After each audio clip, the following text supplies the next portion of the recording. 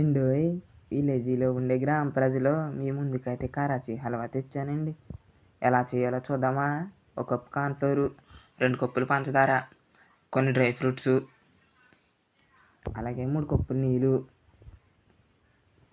అందులోకి ఎంతైతే అంత నెయ్యి తీసుకోవాలండి. ఎలా చేయాలో తెలియదు కదండి మరి మీకు? అయితే రండి చూడండి. 1 కప్పు కార్న్‌ఫ్లోరు, 2 కప్పులు నీళ్ళు వేసుకొని శుభ్రంగా కలిపేసుకోండి. మన ఛానల్ని ఇంకా ఎవరైనా సబ్స్క్రైబ్ చేసుకోకపోతే విలేజ్ బాయ్ బోసు వ్లాగ్స్ అనే ఛానల్ని సబ్స్క్రైబ్ చేసుకోండి మర్చిపోకుండా. ఇప్పుడు స్టవ్ వెలిగించి దాని మీద ప్యాన్ పెట్టేయండి. అందులో 2 కప్పులు పంచదార వేసేసుకోండి. తర్వాత 1 కప్పు నీరు. అది అడుగు. ఈ కరాచీ హల్వా బొంబాయికి అయితే ఫేమస్ ఫుడ్లో ఇదొకటి అంటండి బొంబాయికి.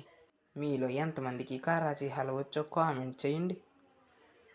అది మరుగుతుంది చూసుకోండి, తిప్పుతూ ఉండాలండి.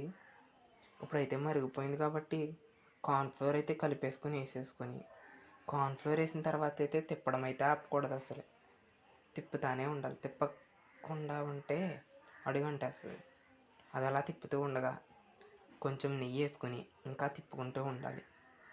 నెయ్యి వేసుకొని తిప్పిన తర్వాత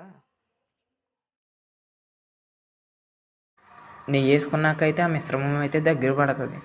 ఇప్పుడైతే అందులో ఫుడ్ కలర్లో వాటర్ కలుపుకొని అందులో వేసుకొని తిప్పుకుంటూ ఉండాలి.